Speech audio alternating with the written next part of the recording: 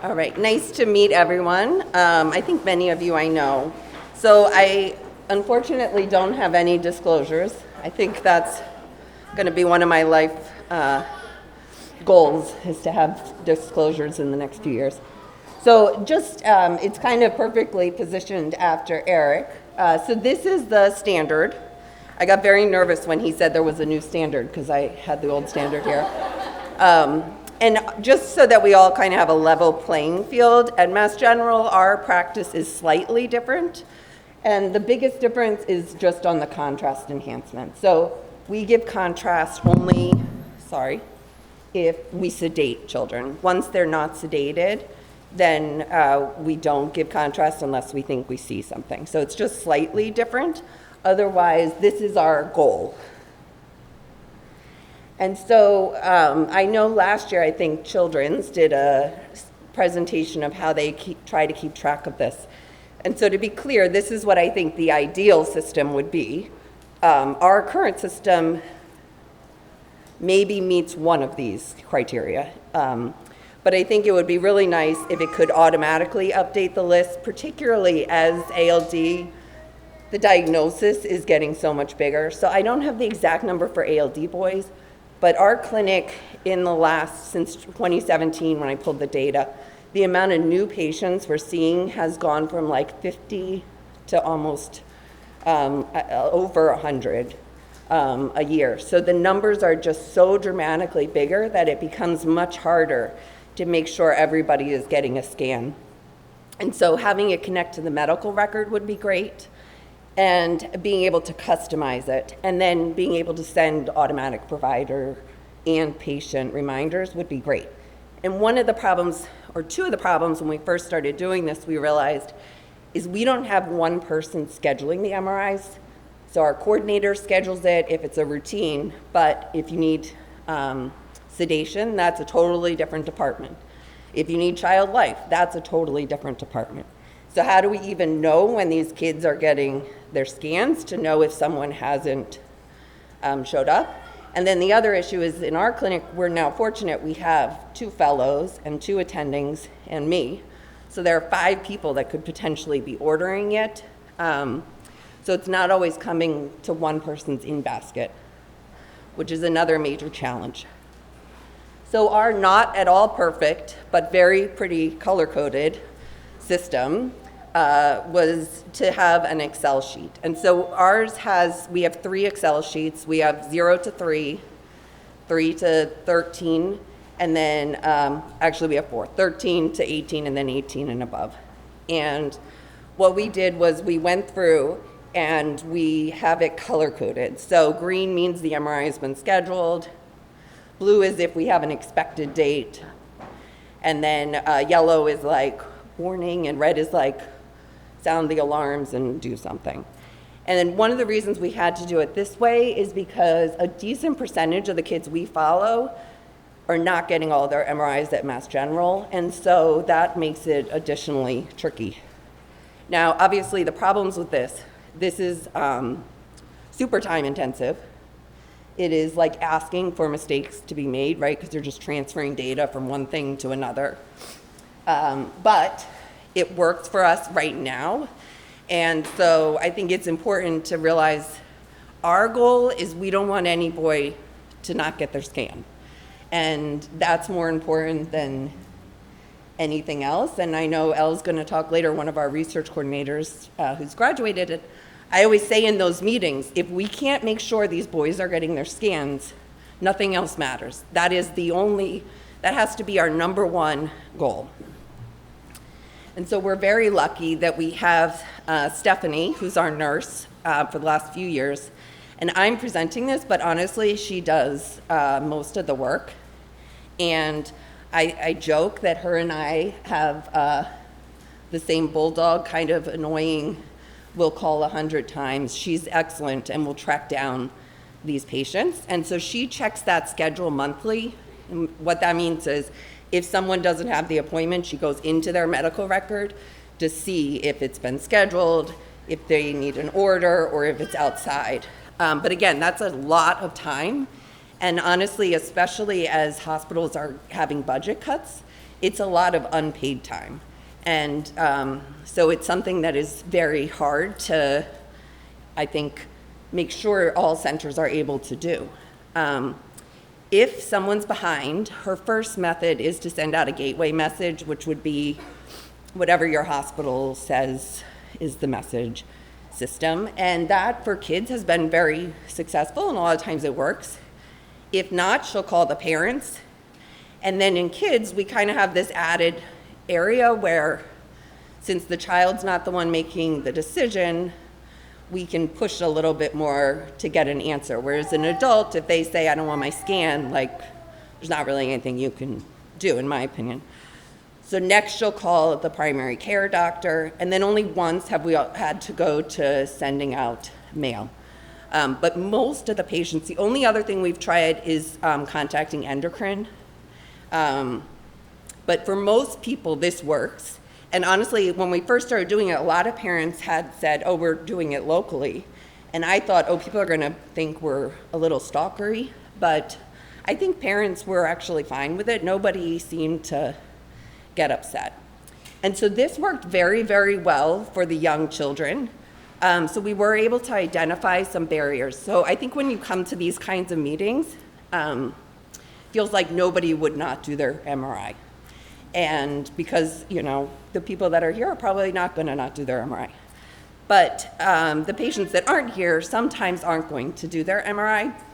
And there are different reasons. And one of the things we found was actually a pretty common concern was the sedation, which I think makes sense. You have this healthy baby, and now someone's telling you you have to put them to sleep. That's scary. And so I think having a nurse level person call was very helpful because she could really explain that in detail why this was important. And then one of the other problems has been that because of the gray zone, there are some families that are like, well, do I really need to do this? Do I not need to do it? And so I think having open conversation about what we know now and what we hope to know in the future are important. And so some of the advantages, I think, to having gone through the work and continuing to go through the work of doing this is that it allows us to kind of check ourselves and be honest. So one of the reasons this started was an endocrinologist reached out about a kid that was 3 and hadn't had a scan. And we were like, oh my God, we've missed someone. So since we've been doing this, one child, we don't know where they're getting their scan between the ages of 0 and 14. None of the babies, all of them have had their scans. We're able to now tell the average time. So once they get the first scan, it's easier to get the second one. So the latest we've had is that 3-year-old that got the first scan. But once we get the first scan, actually people do really, really well staying on target. And so for the 3 to 13-year-olds, you can see it's very slightly over the half a year, which I think is fine and also reflects, you know, people get sick and you cancel and whatever. And then the other thing is it's allowed us to identify some ways that we can make the overall experience hopefully better. So one of our goals is to get blood work at the same time if a child's being sedated. Our clinic gets a lot of research blood and we don't want to stick a 2 or 3-year-old just for that. And so now that we're keeping track of this, we can make sure a research coordinator goes down there. It also makes sure that if one of us is away, we know the results are coming in. Honestly, with the new system, that's not such a big problem. Our old medical record, when I started, didn't send us as clear of a message that the result was in. The new one, that's not really such a problem. And so I think the only other thing I wanted to mention that I think Eric's talk kind of did mention as far as the limitations is we see a lot of kids that have been scanned outside, and a lot of kids get diagnosed. We have one recently that was diagnosed with a less score of 4, and our interpretation is it's a 0. And it's because of this area here. And so it's very common when people are, or it's not common, it's normal. Everybody, when you're born, doesn't have full myelin. And so it's really important that someone is able to read these scans that knows the difference between cerebral ALD and childhood MRIs. Because this is a pretty common concern that we get referrals that someone has a cerebral lesion and it's normal biology. And so this is what it looks like on the bigger scale, because we do now have a much larger population. And this is just giving you some of our data now that we're staying on top of it. And this doesn't mean all these kids are getting their scans at MGH. If they say that I'm getting my scans at whatever, we don't, that's when our stalking stops. So then we trust that, okay, you know, they're getting it there. But it allows us to kind of see trends and see if we're making improvements. And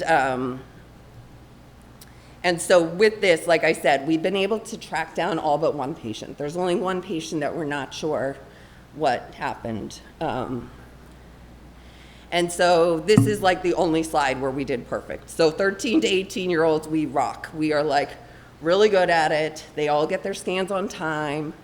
And Rick Lee is the one that originally made this database and filled it in, although I added the color. And so we also have quarterly meetings to go over our operations of the clinic. And one of the things that we look at is these numbers and trying to explain where kids are missing.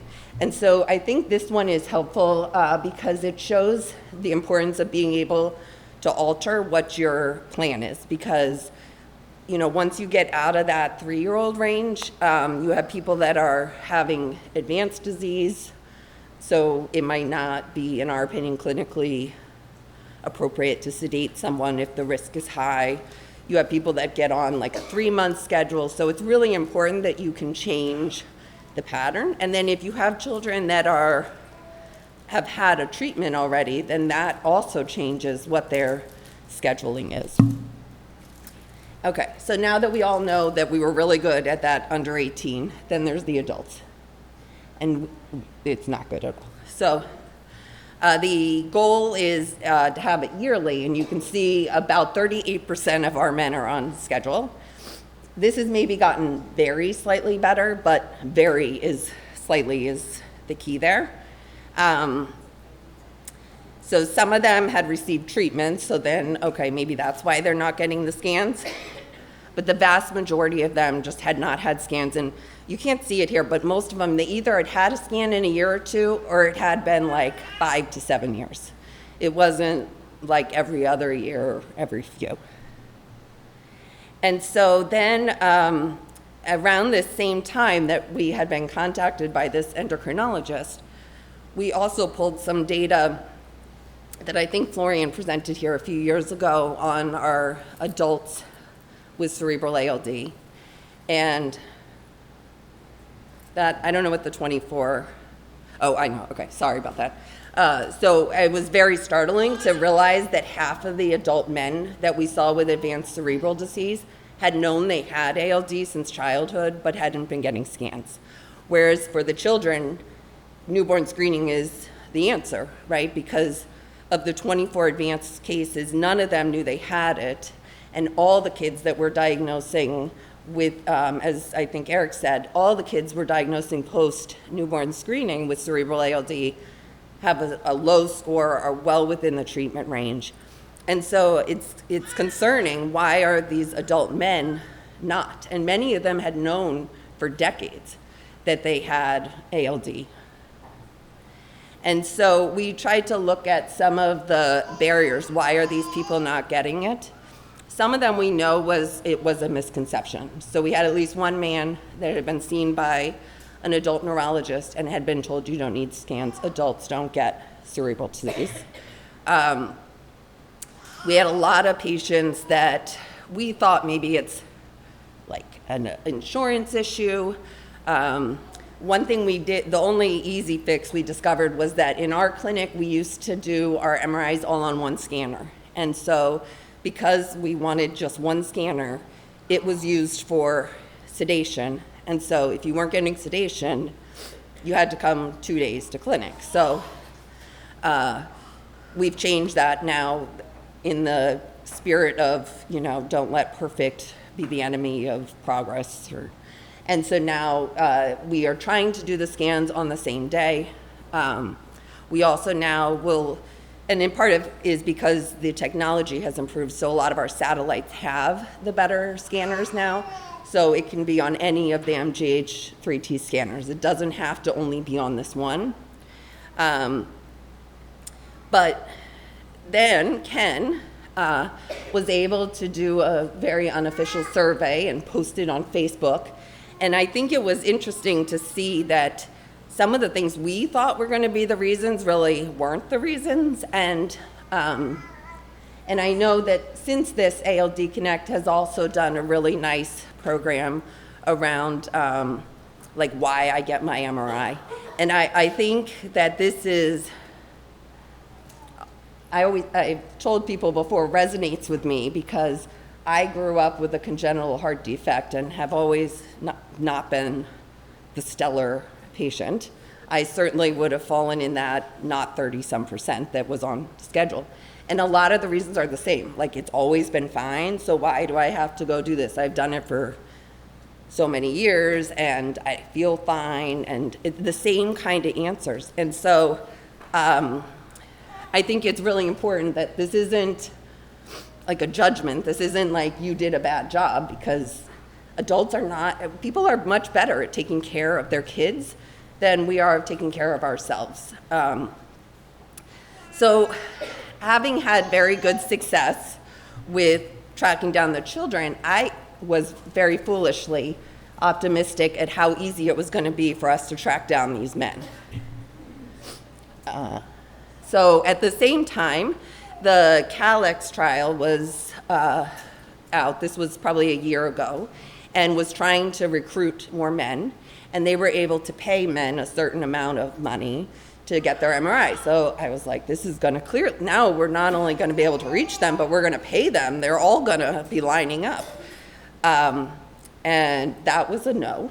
So one of the problems was that a lot of the men hadn't been seen in so long that some of them we didn't have updated numbers even. So originally research coordinators reached out because we had that clinical trial, and were able to contact or attempt to contact 32 of the 39 men. And 4 of them, fortunately, we were able, when we went and looked in their Care Everywhere, had MRIs. And that effort found 2 people to come in for scans, so wasn't the best percentage. And so then I thought, oh, well, we'll just use Patient Gateway because that has worked so well with the boys, and that's super easy. So we got a template, and it was approved by the IRB, and then we went to start sending it and realized most of the men didn't have Patient Gateway because they hadn't been seen in so long. So that we only were able to reach out to 12 more patients because the remainder didn't have Gateway. So if you're not signed up for Gateway, you can't do anything. And so that resulted in 2 scheduled MRIs. So not exactly a ringing endorsement of success for the amount of work that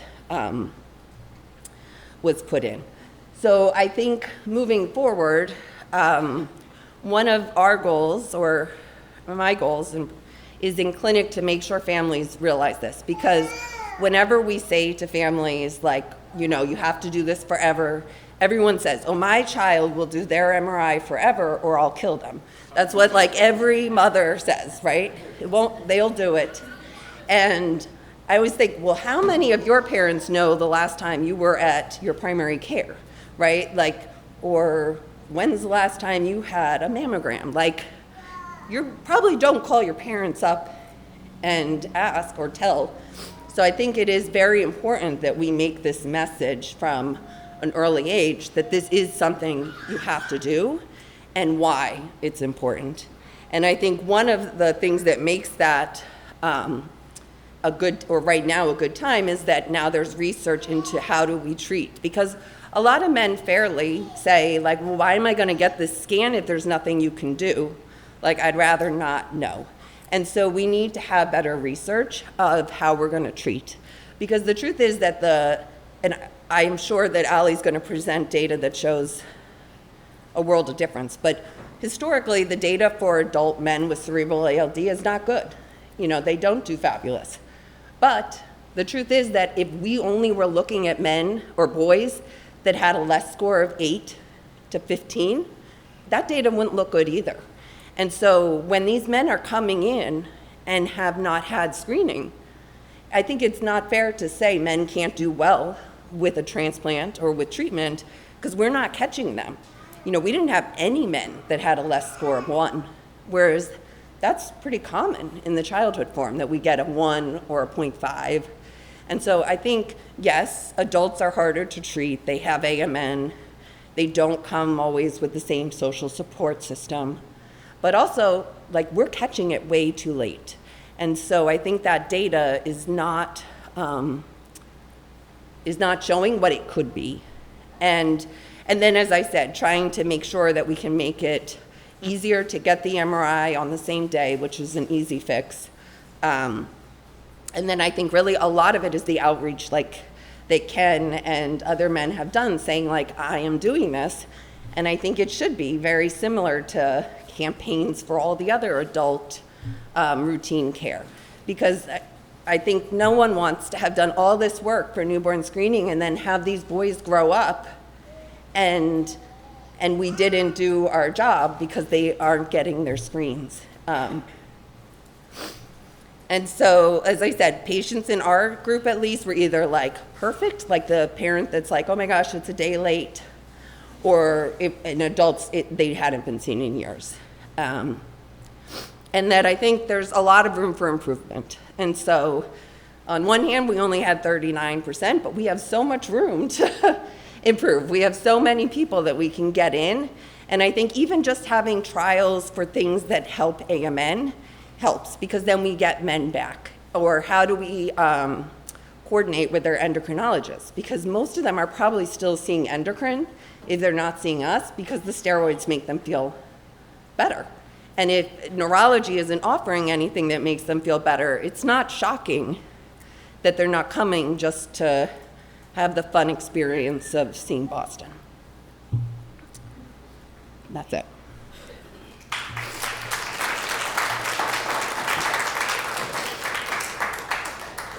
I have a question. Yes. I have a question. I know it's not high fixing to really work out. Yep, that's a good question. And I don't know what else. So MGH's practice, I don't know that there's a clear guideline. We have treated one woman with cerebral ALD. Our practice is that we do something called X inactivation, which is to see, I didn't know this till a few years ago, that every cell in your body only has one of the 2 X's turned on. So we're checking to make sure it's not 100% skewing. We check an ACTH level, and we check very long-chain fatty acids fasting once they're able to fast. And our plan is that if any of those, so if the very long-chain fatty acids are in the male range, if they have elevated ACTH levels, or if they were to have 100% skewing, we would be doing MRIs. We have had 2 people with 100% skewing, and very nice to science. One was 100% skewed in the bad direction, and one was 100% skewed in the good direction. The patient that was 100% skewed in the bad direction is the patient we had that started this work that had cerebral ALD. She also had adrenal insufficiency, and she had very long-chain fatty acids in the male range. And looking back on our data, I think there's going to be an additional case or 2. But as my understanding is, all of the reported cases have at least had adrenal insufficiency. It's a good question, though. Yes.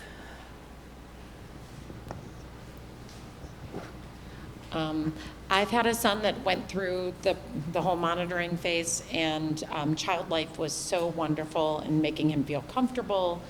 Kudos to the Child Life staff at Mass Gen. My question is, do you think it's possible that some of the adult hesitancy is because of anxiety or concern about the process itself, about not wanting to be in the scan? And is there anything like Child Life for adult patients as perhaps a means to soothe them and get them back in the machine? It's a good question. So we definitely have men that report anxiety and that we give them some type of pre-medication to try to take the edge off, which is easier to do in an adult.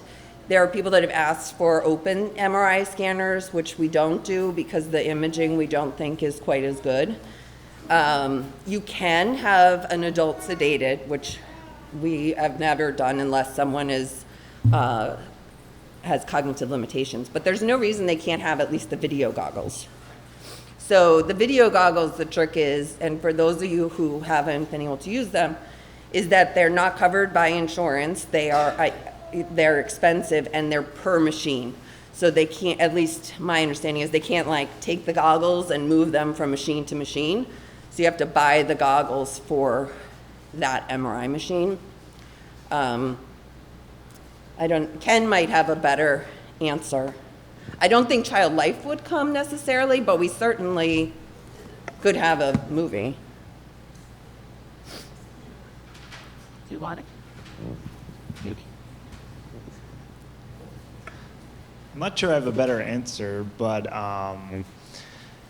yeah, I've had people that have told me they'll get in there and they literally freak out. Some of them just as anxiety's that high, but I know for me personally, I mean, they've always offered, I think, like music, but I don't know.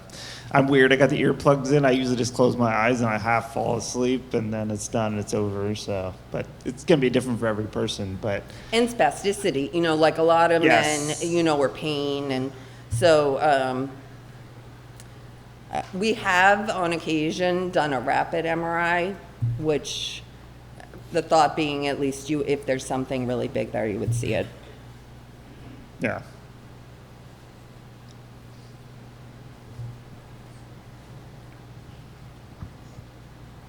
Thank you. So someone from the chat was just asking for clarity about the question with female cerebral ALD. Why was she screened in the first place? Was she symptomatic, and how old was she? Yep. So she was, I'm trying to remember this. I'm sorry. It was a number of years ago. It was probably like 2017-ish. She was in her 30s. She was originally diagnosed, I believe, due to AMN type symptoms in her 20s. She was the first one in her family screened. I will say in hindsight, there were a lot of red flags. So she had much more severe AMN than is typical in women. She had adrenal insufficiency from a young age. To the point that we checked to see if she had a second mutation, because we thought, maybe she's got 2 mutations, and then we sent all sorts of other tests. And it turned out that the thing that was the answer was a simple karyotype, which is like a cheap, easy test. And we had done like all this crazy testing and thinking and we could see that her other X was missing a big chunk, and that was the reason. So I think in hindsight, honestly, our policy is probably a little over the top maybe. I have told patients that this is like in part PTSD on our part, like we're not gonna miss another woman because it's awful. I think if I was a mom of a baby girl, I would probably get an ACTH level when I got routine blood.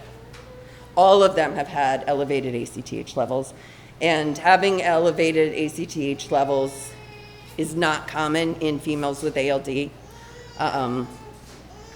I think I only know of 4. So it's not that common. I don't know if it's the best monitoring, but it's certainly easier than putting a 3-year-old through an MRI scan. And then I would do the very long chain fatty acids. So we do the very long chain fatty acids once. We always send it only to Kennedy Krieger because they have the ranges that specify. If you send it to a different lab, the ranges are different. And I think the fact that the woman that we saw all 3 of those things were to the extreme, if any one of them is, our plan is we would monitor more closely. So I don't think if you have a girl at home, you should be freaking out. Like, I think they're fine. As a paranoid mom, I would probably get that blood work one time.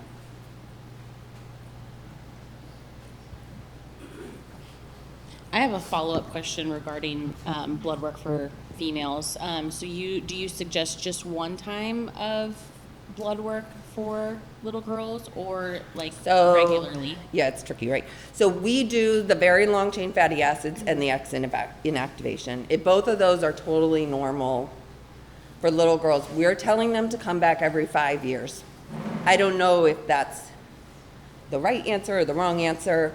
I think the risk is, we see a lot of women. So half the patients we follow are adults, and more than half of them now are women, because we really, since this woman passed away years ago, like we have more research in women with ALD than we have in men. And we've seen it like maybe twice. I think there might be an unpublished case, but very rare. And I think if you have normal X inactivation, my understanding, and Dr. Eichler will be here tomorrow and can answer better, is that your X inactivation is what it is. It doesn't change over time. And if that is not, over 95%, these people, it was 100%. I think you're fine. Part of the reason, honestly, we're bringing the girls back 5 years is because one reason is that women aren't included in any of the interventional trials because there's not good long-term data. And so we want to be able to figure out like which women are going to have symptoms, which women aren't.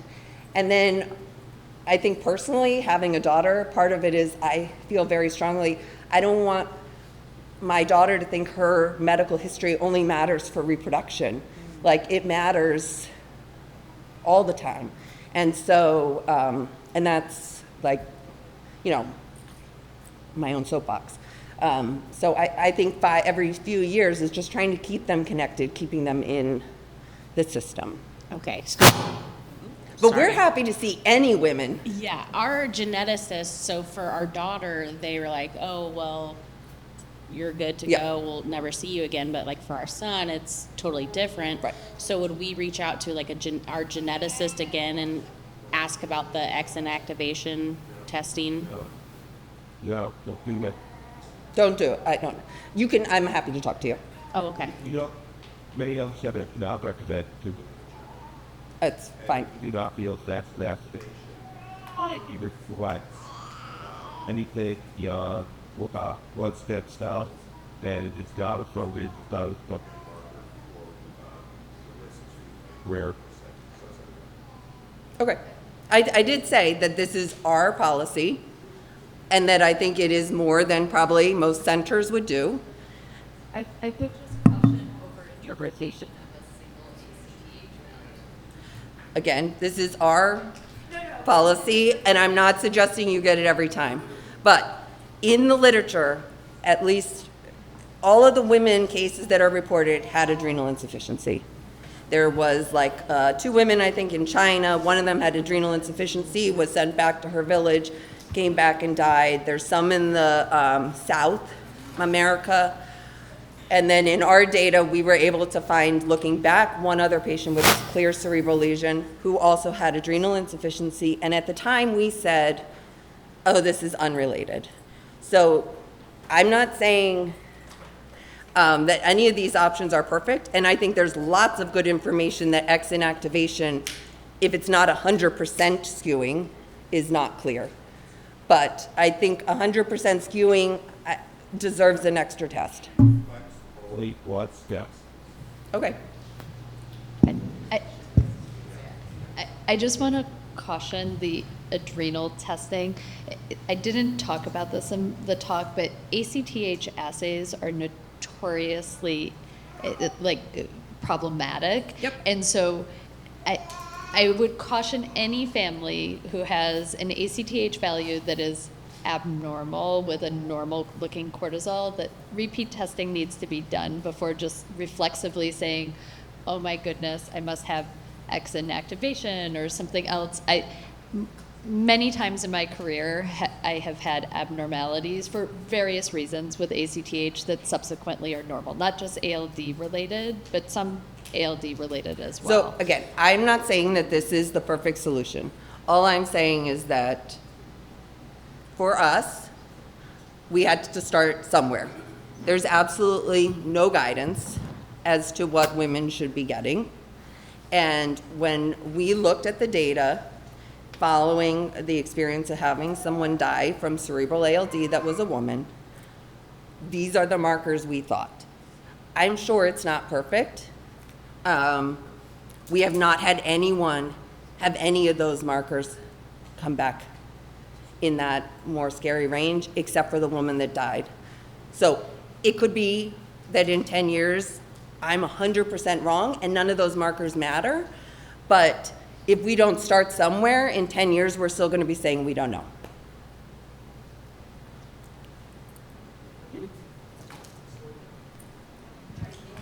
Yeah, great. But Stefan, Article, and he's really advocating for using the C26 LPC Yep. marker. I don't know, I We know get it's not for you, but are you requesting that kind of testing? Or Yes. are there even, yeah, because that Yeah, seems to we be. get that on everyone. And then we get some research blood on the women, so we get some, like iron level, we get some other levels. And again, I'm not saying it's right. I'm saying it's a starting point. Yeah, yeah, that seemed to correlate well, especially with the women. Yep, that we have done. Yep.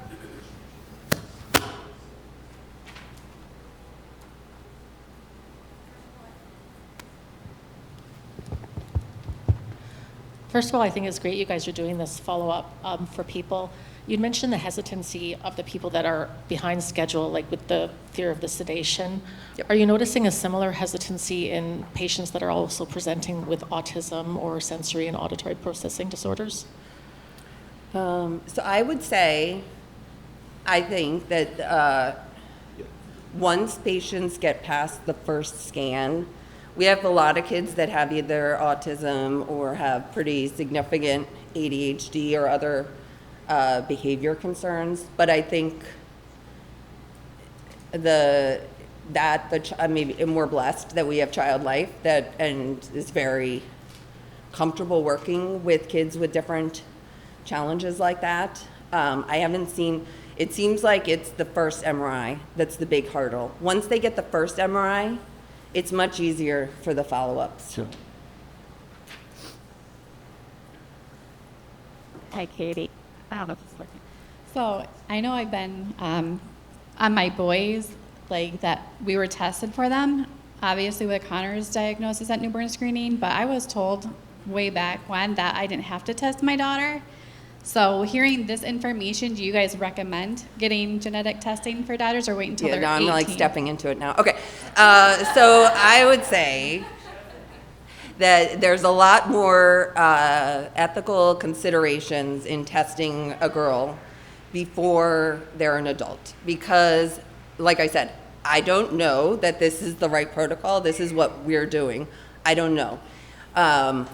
For the most part, girls, if they aren't detected on newborn screening, the time we have asked for them to be checked is only if they're going to be a bone marrow match. Otherwise, I think most people would argue that you should wait until they're of an age where they can consent. I think two things can be true, right? On one hand, I think that is appropriate. On the other hand, what do you do with a girl that's now been diagnosed? And so I think it's also not fabulous to have a new baby girl and be told they have this and be told, like, I don't know, like, come back when you're ready to have kids. So I think that's, the two things can be true. And I think you just, that people would say she should meet with a genetic counselor when she's at an age to make the decision on her own. I think that's what most people would say.